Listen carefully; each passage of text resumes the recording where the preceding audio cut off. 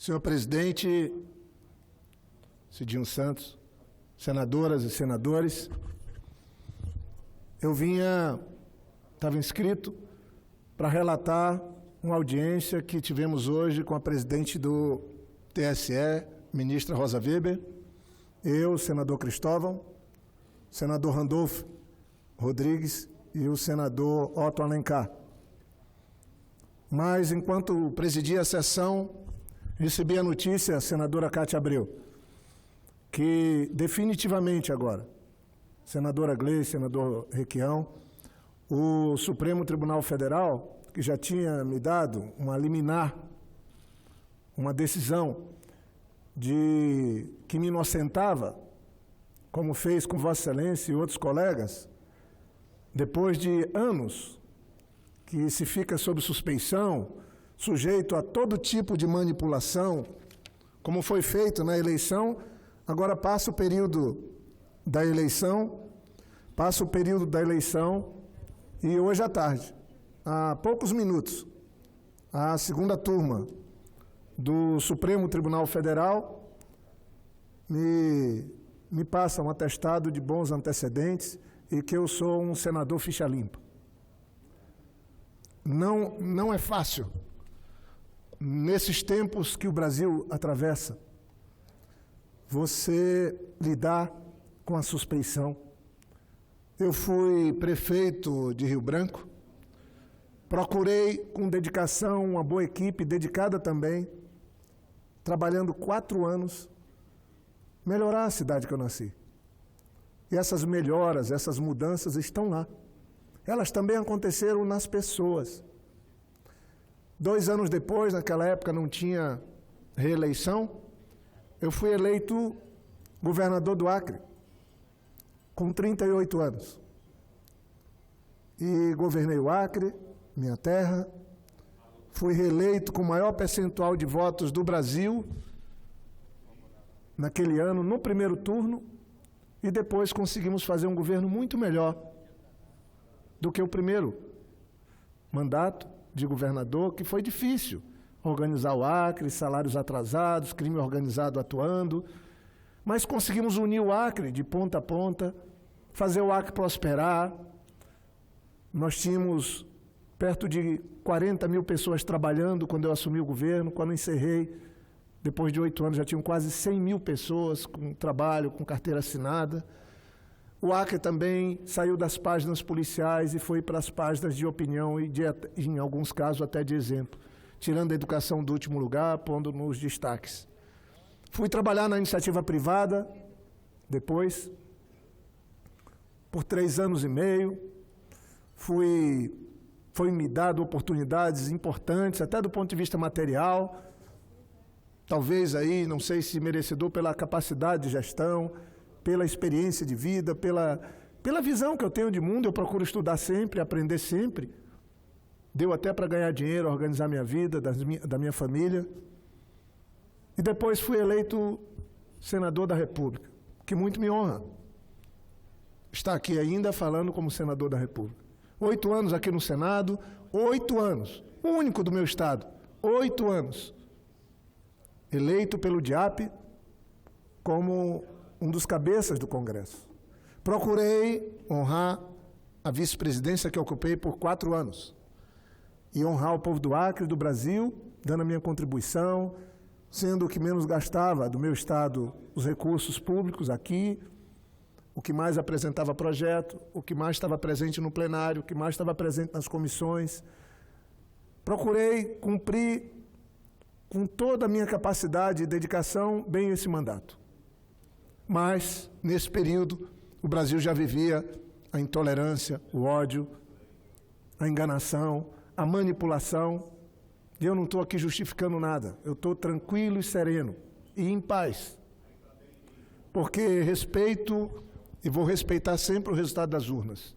Não estou aqui discutindo culpados, não estou aqui criticando a posição dos que votaram. Ao contrário, minha preocupação aqui não é, de fato, nenhuma com os eleitos. A minha preocupação é e vai ser, principalmente agora, com os que votam, com os que estão votando. Esses me preocupam.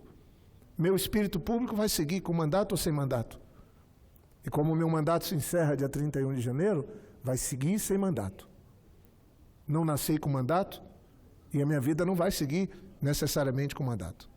Mas a luta por um Acre melhor para todos, isso vai seguir como questão de vida para mim. Foi sempre assim para trás, será sempre assim para frente. E a mesma coisa com o Brasil.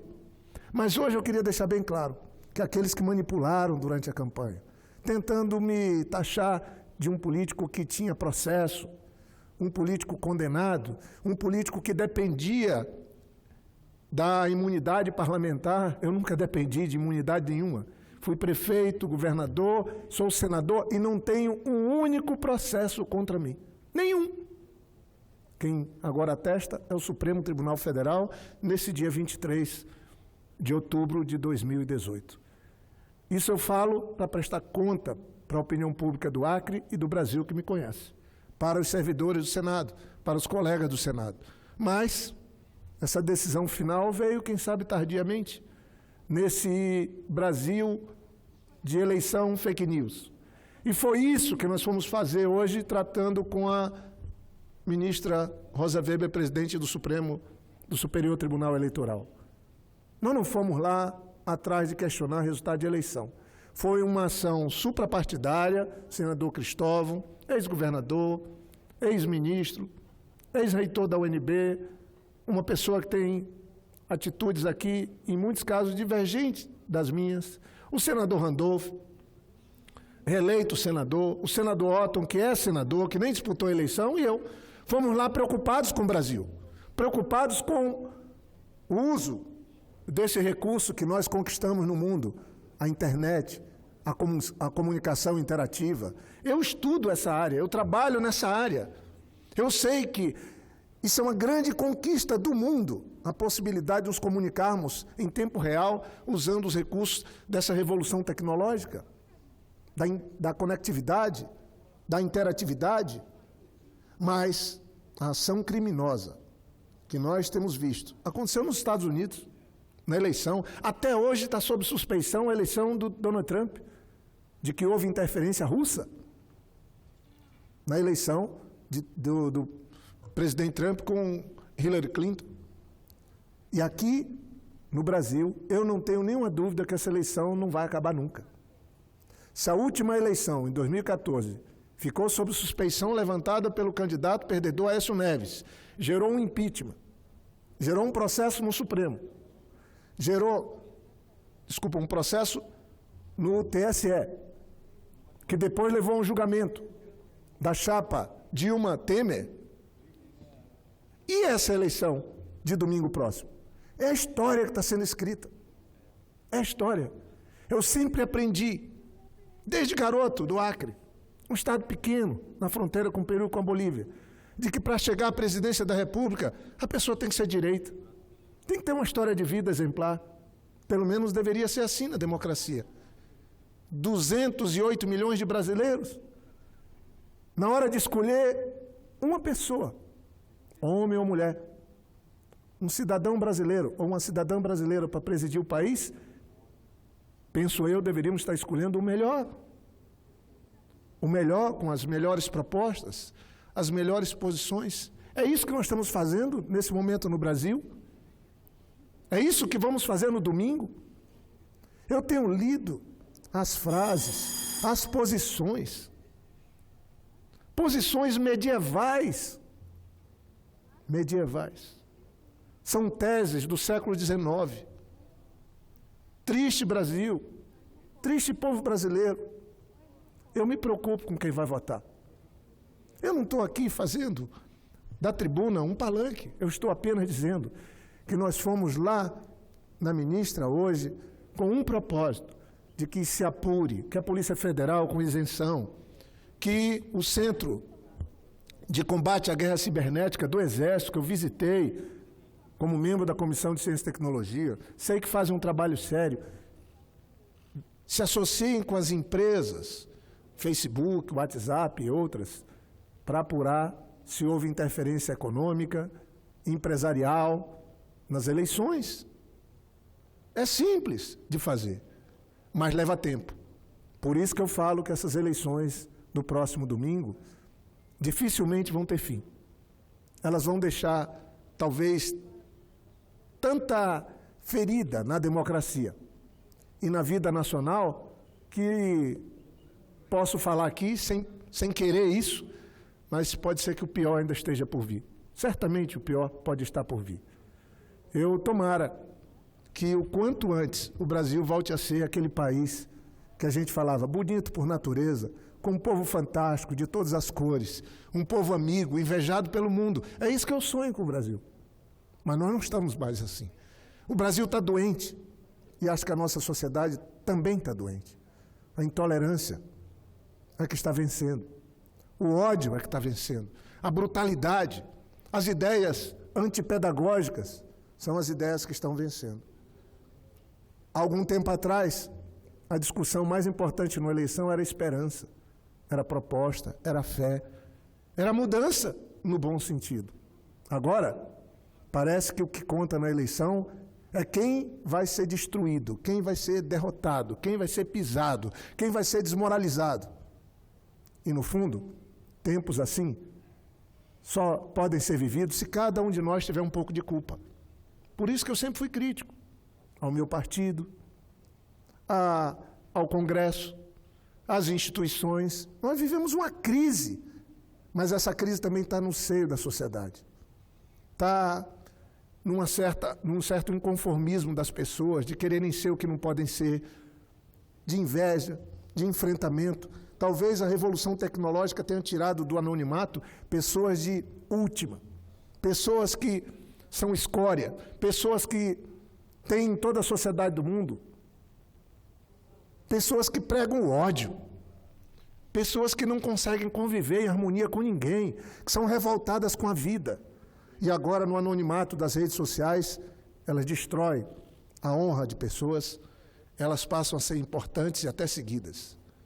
Esse é o Brasil que nós estamos vivendo hoje. Então, eu queria aqui dizer que a nossa ida lá, suprapartidariamente, nós não falamos em nome de candidatos, mas nós falamos muito da vontade de ver um Brasil unido, um Brasil que possa ser uma referência para o mundo, por conta da sua beleza, dos seus recursos naturais, por conta das suas riquezas naturais, por conta do seu povo, por conta dos estados que compõem, das regiões que compõem. O Brasil tem que voltar a ser esperança para o mundo e não preocupação para o mundo. Nós estamos vivendo uma tragédia, uma insensatez. É como se estivéssemos vivendo o Coliseu Romano, onde todo dia alguém tem que ser morto, alguém tem que ser destruído, para a alegria de alguns e tristeza de outros. Esses são os tempos terríveis que eu espero que passe logo. Essa eleição não vai terminar nem com o dia 28, o dia da votação, nem com o dia da posse. Eu não estou aqui falando ameaça nenhuma, eu estou aqui fazendo uma análise com a minha vivência. Por quê? Porque os fatos criados durante essa campanha estão aí para todo mundo ver. Nós precisamos de um presidente da República que pacifique o país. Nós precisamos de um presidente da República que tenha coragem de dar passo atrás para que se possa dar passos para frente. Que dialogue com todos os setores, que não acirre mais ainda essa divisão nacional. Por isso que o professor Haddad, ministro 7 anos, ex-prefeito de São Paulo, um exemplo de uma família brasileira classe média. Ele, sua esposa, que até me ajudou na época que eu trabalhava no governo do Acre, foi lá, seus filhos, que estudaram em escola pública. É essa a opção. Eu respeito quem pensa diferente, mas será que as pessoas estão pensando? Quanto dos brasileiros foram iludidos com esse bombardeio de milhões de fake news? Eu fui vítima de fake news, não estou pondo isso na conta do resultado da eleição, de jeito nenhum. Só estou dizendo que eu fui vítima no meu estado. Mesmo as pessoas me conhecendo. Mas e as novas gerações, senador Cidinho? Não conhecem a minha história. Elas conhecem as versões. Quantas pessoas acreditaram que eu estava condenado pelo Supremo? Agora estou inocentado. Adianta depois da eleição? Ajuda depois da eleição? Então, um Brasil que se divide dessa maneira, que troca o lógico pelo ilógico, o racional pelo irracional, a verdade pela mentira, a paz pela agressão. Isso não vai dar certo. Não é esse o caminho. É lamentável. Podia ser o dia da esperança, próximo domingo. Mas para mim será o dia da preocupação. O dia da preocupação, que vai aumentar. Eu, como brasileiro, quero ajudar a pacificar o país. E nós estamos oferecendo o nome do professor Haddad.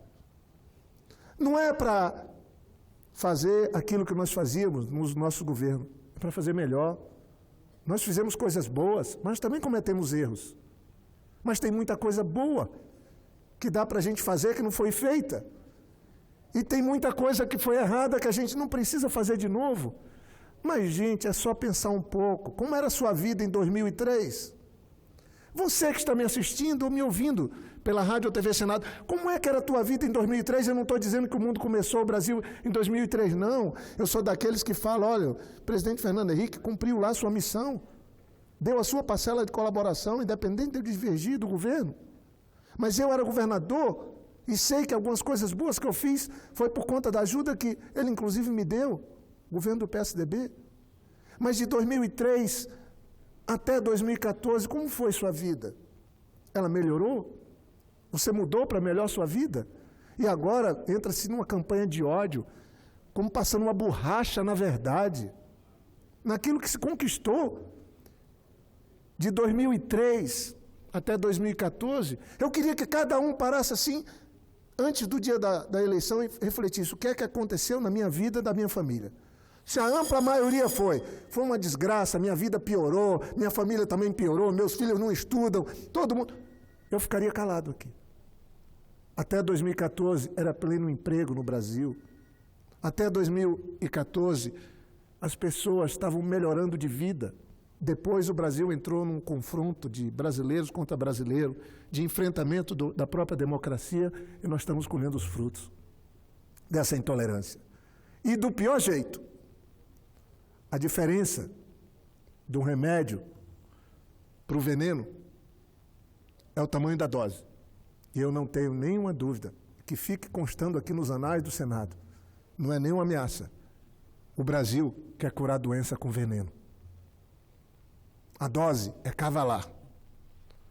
Uma pessoa que prega o ódio, que fala em matar 30 mil pessoas, que fala que tortura é uma coisa boa, é civilizada, é um princípio a ser homenageado, não pode presidir uma nação no século XXI. Não se trata de intolerância. São os fatos. É a prática. É o exemplo. É a pedagogia desses tempos sombrios. Terríveis. E eu lamento que haja quase como uma cegueira coletiva. Eu vou seguir calmo e tranquilo, em paz. E quando encontrar alguém que possa cair na real, entender e ler melhor o que aconteceu, eu vou estar pronto para abraçar. E nesse momento, quando encontrar alguém que pensa diferente de mim, eu vou respeitar, mesmo divergindo completamente da posição que assume. É assim que eu acho que nós vamos vencer esses tempos. Tentando entender que nós somos anjos de uma asa só. Cidadãos, anjos de uma asa só. Que para voar, temos que estar abraçado com o outro. Mesmo que ele divirja da gente. Então, que Deus possa abençoar o Brasil para tomar a melhor decisão no domingo. Mas eu lamento dizer que, se essa decisão boa não for tomada, tempos terríveis virão pela frente. Obrigado, senhor presidente.